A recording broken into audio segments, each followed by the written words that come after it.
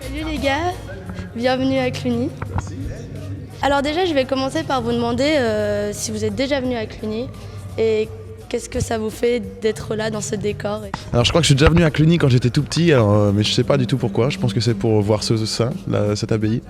Et donc j'avais aucun souvenir de ça. En tout cas, ça fait super plaisir de revenir ici et surtout dans ce cadre assez incroyable.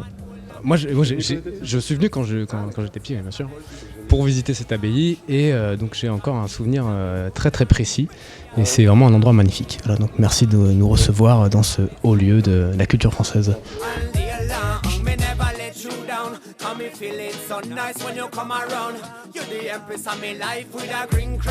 Quelle est la philosophie dans votre chanson? Vous essayez de transmettre un message ou plutôt c'est juste pour faire kiffer les gens et pour les faire s'amuser?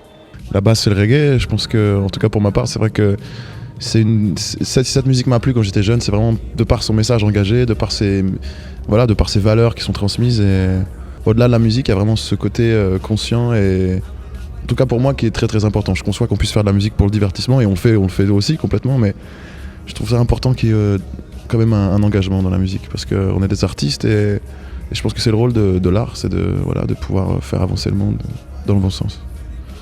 Ce qu'on trouve dans le reggae aussi, c'est le groove qui est propre à la musique et ce qui nous transporte aussi, c'est ça, tu vois.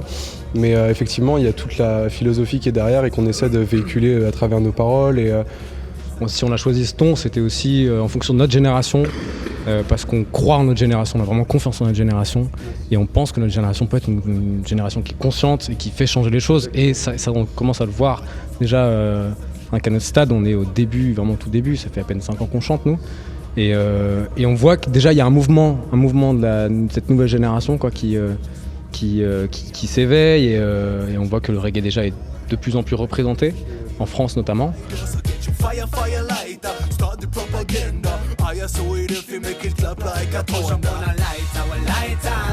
Qui vous a vraiment inspiré? C'est le premier, c'est clair, c'est Bob Marley, c'est le premier artiste reggae qui vraiment m'a touché très très jeune. Et là encore, c'était au-delà des messages, parce qu'à l'époque je comprenais pas les paroles, mais je comprenais cette espèce d'aura qui était dégagée, cette espèce de truc positif qui déborde dans cette musique. Après, les artistes qui m'ont influencé, il y a Gregory Isaac, Dennis Brown, tout le vieux reggae roots. En fait, on a commencé avec le rock, punk, un peu hardcore, tu vois, les trucs. N'ayons pas peur des mots. N'ayons pas peur des mots, c'était un peu dire. En fait, Generation au début, c'était du rock qui tâchait. Au début, c'était vraiment. On a fait une répétition, on est sorti de la répète en disant ça peut pas se faire. C'est impossible. Ça va pas être possible.